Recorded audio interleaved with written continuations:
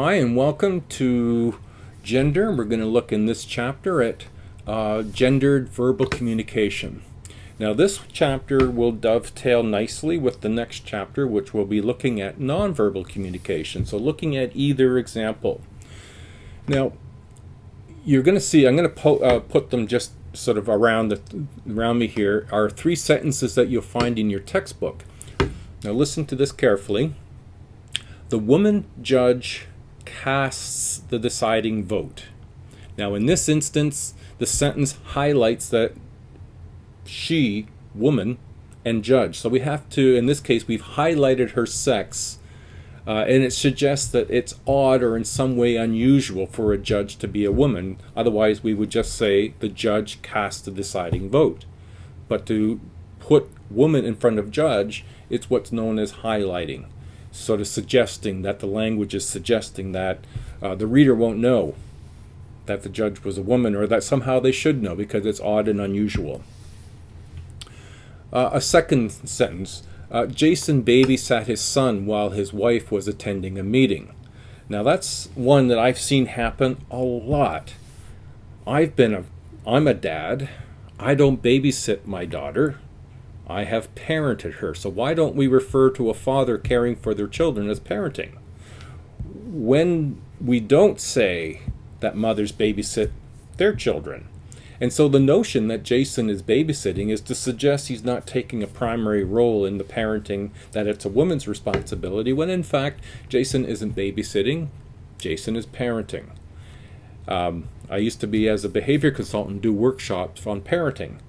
And out of 30 people in the class, there would be 28 women and 2 men. Most of the guys were at home babysitting their children, as their wives would say. So it is interesting how we will use language to sort of show the differences between men and women. Thirdly, freshmen find it difficult to adjust to college life. Well, just the use of the word freshmen, men. At the first year, the question then gets begged is, are all first-year students males? Well, of course not. And yet the language often incorporates men where it's universally accepted to mean everybody, but does it? So this is what this chapter is going to be about, and the next will be also, in terms of its nonverbal communication, the close relationship between communication and gender.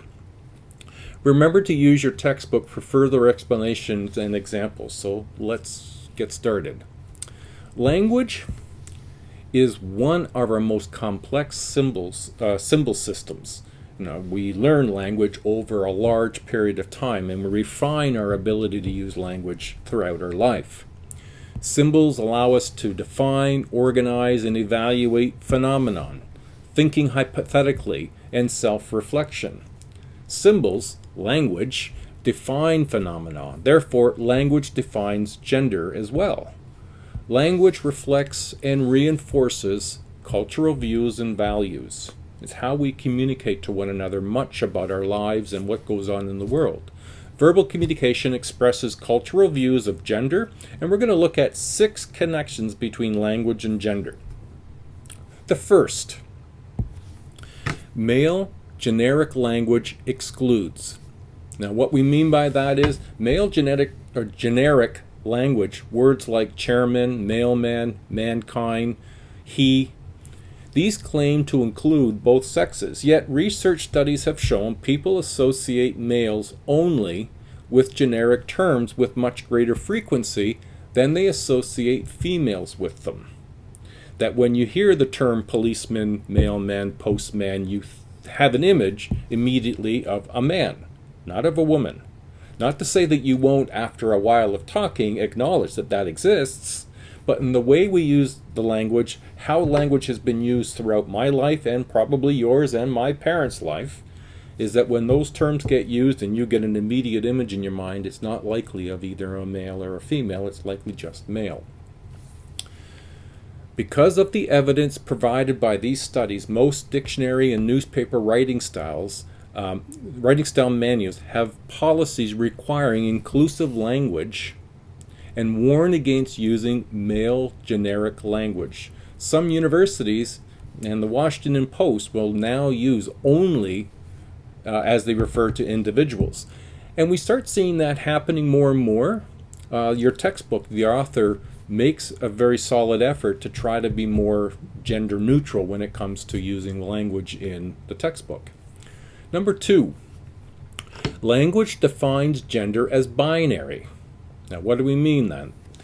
Women are more frequently defined by appearance and by relationships with others, while men are more often defined by activities, accomplishments, and positions. So in terms of when we say binary, we're meaning that we're putting it on a continuum, that there are language defines gender for men and for women, and they are not the same. So it suggests we're all different, and we are, but language is binary is the point. Language, this is 3, this is included in 2. Language reflects social views of women as passive and men as active. For instance, phrases to suggest sexual activity imply that men are active and women are passive. Now, because of the nature of video, I'm not going to include the phrases that are in your textbook. You can read them to sort of see what that point and how that actualizes in the way we use our language. Now, language reflects also a social view of women as defined by their relationship with others instead of independent agents. This comes out a lot when you look at and I've forgotten the term, and it'll come up later in the semester. I think it's called the Bushell scale. It looks at the role of women in movies and how to determine whether that movie represents women in a very similar way to men, or do they treat men and women differently?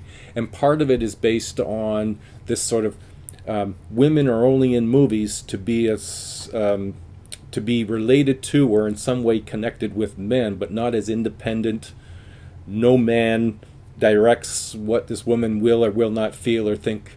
And so it's just an interesting that language reflects the social view of women. And they don't typically see them as a standalone independent agent. They see them connected. So for example, women who don't marry are often referred to in a negative term. Spinsters. Women are traditionally expected to take the husband's last name when they get married. Now, we are seeing more alternatives to that, including there are the examples where there's hyphenation, creating a new name between the husband and the wife, or a matriarchal rule of mothers, where there are some examples where men are taking the woman's last name. Now, some people choose to rename themselves based on that matriarchal lineage, but for the most part, generally, it's not that way. Women change their last name. 3, language shapes awareness of gender issues. Language shapes awareness of gender issues. Language shapes awareness of what is important and helps us define realities. When something is named, for example, sexual harassment, date rape, it's easier to recognize it, think about it, and stop it. When it first emerged, this whole issue around stalking, women who were stalked by either former partners or strangers to them but were being stalked, it wasn't a criminal issue. It wasn't described in our language. It wasn't something that as a society we took to understand in a very real way. But when stalking became defined, it had been a part of the language, it became a criminal activity, and it became something that was able to be worked towards stopping. Language is always changing, and we shift our use of words to help create realities that are important to us. People shape language, and language shapes people and culture. 4, language organizes perceptions of gender. A stereotype is a generalization. You look at one example of a person and you take characteristics of that person and apply it to all people with those same characteristics. That could be skin color, that could be religion, that could be because they wear glasses, but you treat everybody that way. That's stereotyping. Stereotype is a generalization about a group based on an often limited population or number. Information about some people who are part of that group. Now, stereotypes overlook individual characteristics and differences. You can no more say that all Canadians are the same as you can say all Americans are the same, all people from Africa are the same. We're not. There's individual characteristics that separate everybody, and it's not black and white. Women are often stereotyped as overly emotional and weak, while men tend to be stereotyped as rational and strong. Now, those things got in the way of women who were ambitious, and men who saw the value of nurturing. They didn't fit, and there wasn't language for that. Polarized thinking is looking at things as complete and distinct opposites. Men, women, good, bad, active, inactive. There's more room for differences along that continuum. For instance, assuming something is either right or wrong, or a person is male or female, or masculine and feminine, there's no area in between. This is polarized thinking. And of course we know there is more difference between men and women, just not men and women. And masculine and feminine, there's all sorts of area in between. The English language encourages polarized thinking by having very few words that indicate the fine levels of distinction. In our Canadian lexicon language, we might say there's snow, and we might even, if you're a skier, know there's corn snow, powder snow. But in cultures where snow is a bigger part of their life than ours, they have many more words for snow. So they have a range to cover that distinction of variation, where in other cultures they only have it's either snow or not snow.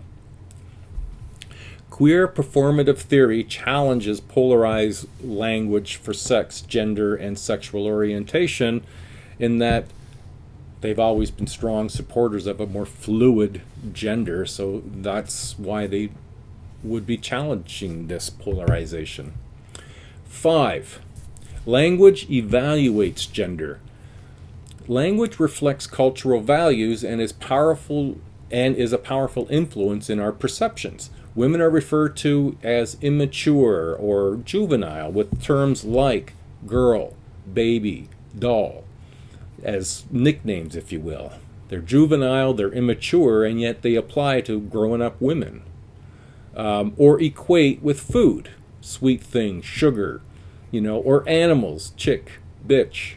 These are the evaluative qualities of how our language differentiates male and female.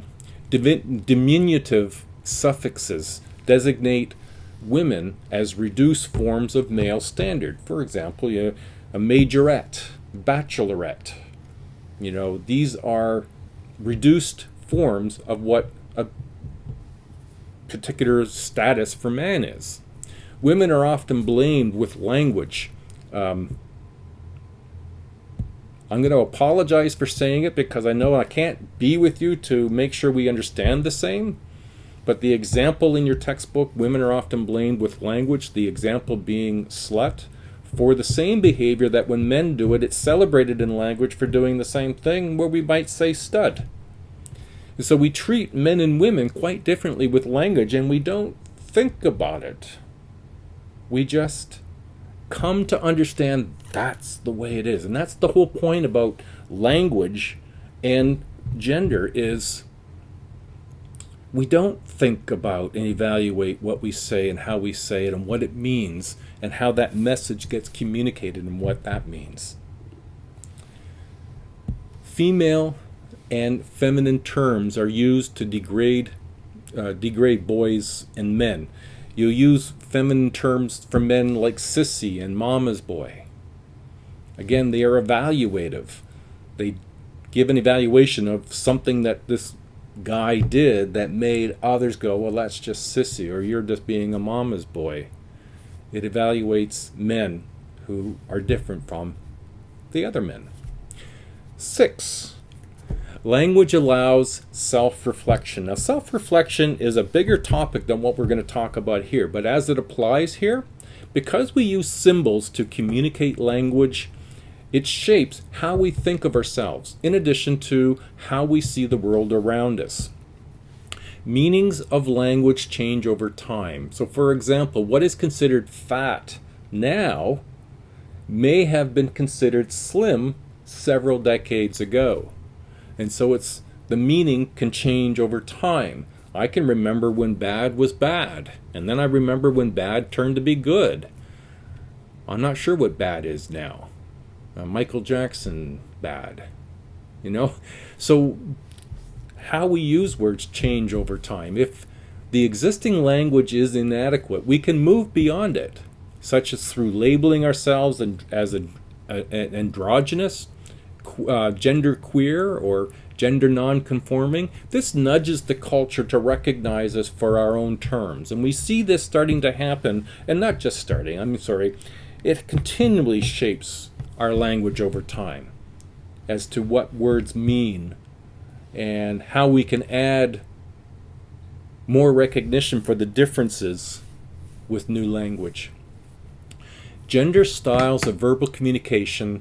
Males tend to be socialized in masculine ways.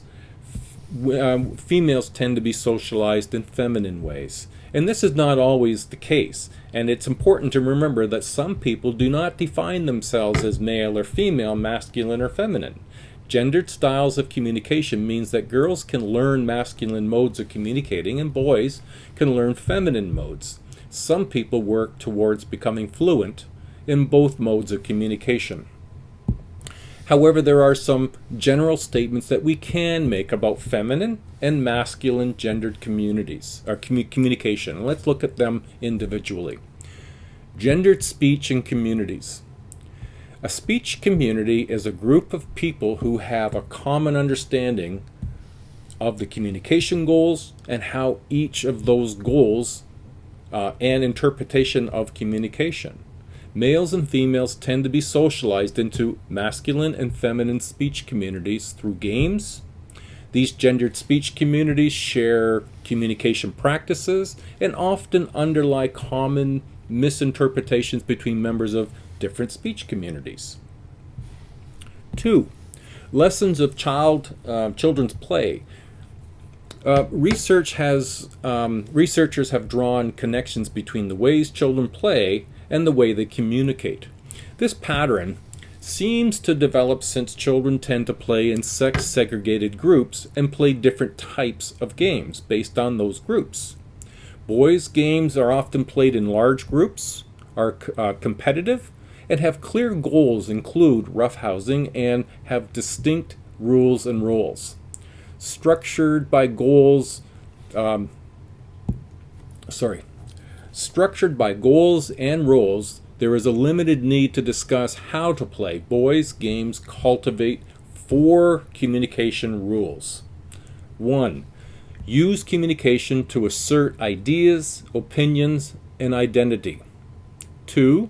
Use communication to achieve a specific goal. 3. Use communication to attract and maintain others' attentions. And 4. Use communication to compete for attention with others. Now keep that in mind, because now we're going to look at girls' games are often played in smaller groups or even in pairs and often do not have clear rules or roles. Players must talk to work out the rules, and talking is a key part of playing. For instance, girls often play house or school, and they emphasize 4 aspects of communication that cultivates interpersonal relationships. 1. Use communication to create and sustain relationships. 2. Use communication to establish egalitarian relations. Now remember, patriarchal, men govern or rule. Matriarchal, females govern or rule. Egalitarian is balanced. This is 3, the use communication to include others, and use communication to show sensitivity to others in relationships. The size of girls' groups foster pro-social, cooperative play, while boys' groups encourage competition. Many girls today play competitive sports and learn the rules of masculine speech communities. This is consistent with standpoint theory's premise that subordinate groups are motivated to learn the standpoint of dominant groups. And you see this if you ever watch any of the women's Olympic hockey or national hockey and you hear them being interviewed. It's interesting to hear how some language carries over from the men's game to the women's game, and that's women getting familiar with a masculine community, speech community. And it can happen the other way as well. 3. Gender communication practices. Feminine speech communities view communication as a tool for establishing and sustaining interpersonal relationships. Communication in feminine speech communities, they foster communication in relationships. They equalize the status and establish equality. They show support for one another using empathy, and does conventional maintenance work. That is, they sort of check in with one another and how are we doing. They invite others to be part of the conversation. They demonstrate responsiveness by giving nods and feedback in dialogue. Share personal information with details, personal disclosures, and concrete details regarding. They will share information. It's often tentative, using verbal hedges and tag questions. Tentative just means that sometimes there's a non-verbal or added verbal, hedging or tag questions. You'll find that in your textbook as well. Now, some controversy surrounds this. Robin Lakoff's argument that hedges make women's speech powerless by indicating a lack of confidence. That is to say, if you're not using the words to express yourself, but you're hedging, then it's that's saying you're taking the power from your speech. However, Lakoff's argument relies on using masculine speech as the standard, as if that's the primary way. And if we're looking at this more egalitarianly, we wouldn't use masculine speech as the standard to compare to feminine speech. Masculine speech communities view communication as a way of establishing goals, exert control, preserve independence, entertain, and enhance status. Communication in the masculine speech communities, they establish status and control, and this is done through asserting ideas and authority, disclosing less than women. They might talk over each other and interrupt in order to get that part across. It's used to accomplish instrumental objectives, the use of face-to-face or computer-mediated communication to accomplish instrumental objectives. Men want to show that their knowledge to others and to solve problems. Men speech communities gain and maintain conversational command. Interruption is one characteristic of this. While both genders, both male and female, interrupt, masculine communicators tend to do so more frequently. Masculine and feminine communicators also differ in their reasons for interpreting. Masculine communicators interrupt to take control of the conversation, while feminine communicators interrupt to indicate interest and respond to others. Masculine speech communities is direct and assertive, and is often abstract rather than personal. Can create barriers to intimacy, this abstractness, because it isn't personal, and that's something that is much more a part of the male masculine speech community.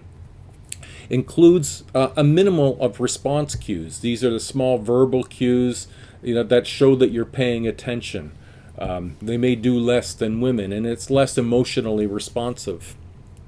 So when we look at the gender-linked language effect, the gender-linked language effect notes that language differences between men and women is affected by a number of factors, and it can include whatever the topic is, the speaker's status, the conversational partners, and the significance of gender to the conversation.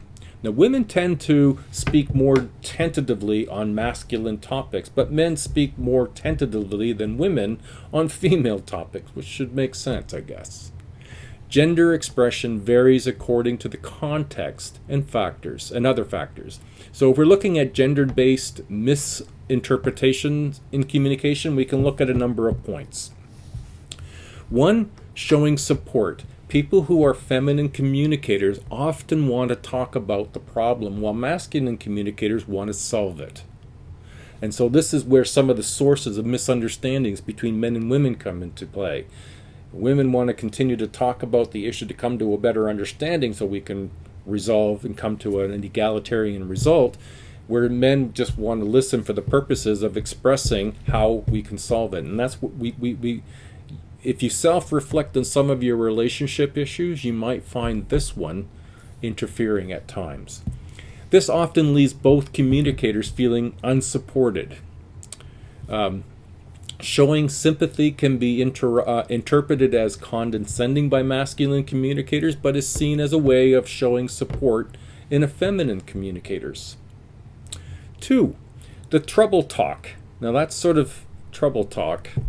This is masculine communicators tend to show respect by assuming others don't need sympathy. But in feminine speech communities, this seems to dismiss someone's feelings if you don't show, and I think maybe empathy more than sympathy. By asking what's wrong in a masculine speech community, you're imposing and pushing to expose vulnerabilities, but not disclosing someone from a feminine speech community could feel like they're being shut out. And so if you've been in groups of men, the idea of talking about your relationship in a meaningful and emotional component is not common. I remember being at a baseball game with my buds, and we were in the friend's garage after the game drinking some beers, and it was some 25 years ago, and I was going through a divorce, and I was worried about my daughter, and I brought it up. Why, I don't know, but I did. And there was an immediate quiet that sort of came over, and it's almost like I breached the masculine speech community by saying, what are you doing bringing that stuff up? That doesn't fit. We're talking about sports. We're trying to control and have, the dialogue be about things that we can manage and control. You're bringing up stuff that we don't have the language for. It was interesting. Feminine speech communities relate by matching experiences, but in a male speech community, this could feel like an attempt to steal attention or focus on the conversation elsewhere. Thirdly, in terms of misunderstandings, the point of the story. Masculine communicators tend to tell a story in a linear, chronological way, while feminine communicators tend to tell stories that are less structured and maybe have stops along the way. Masculine communicators often feel that feminine communicators fail to move quickly to the point of the story, and feminine communicators often feel that masculine communicators don't include important relationship level details. And so there we go. Differences in how men and women communicate, which may in fact be something that we notice in our relationships that interfere. And we haven't figured out how to find that sort of common ground or level of trust by which the vulnerabilities and being in each other's communication group can work. Masculine communicators tend to talk about a relationship only when there's a problem, and feminine communicators tend to want to check in more regularly about the state of the relationship. Masculine speech communication views communication as a means of doing things and solving problems, whereas feminine speech communities regard the process of communication as the primary way to create and sustain a relationship. Public speaking, number 5. A masculine speaking style is generally the standard for public speaking. Women in politics have to manage a fine balance in which they are sufficiently female and sufficiently masculine. Now, when couples, understand how to interpret each other's rules, how men understand the female speech communities and how females understand the male speech communities, they're less likely to misread motives. Greater fluidity and influence in gender communicative norms can empower us to become more gratifying conversational partners and no doubt have a greater impact on our future in regards to the different groups that we're going to be a part of and to be an effective communicator. Now, this has been an overview of Chapter 5, Gendered Verbal Communication. Next week, we're going to go into an overview on Chapter 6, Gendered Nonverbal Communication. All right, everybody. Keep up the good work, and we'll see you next week.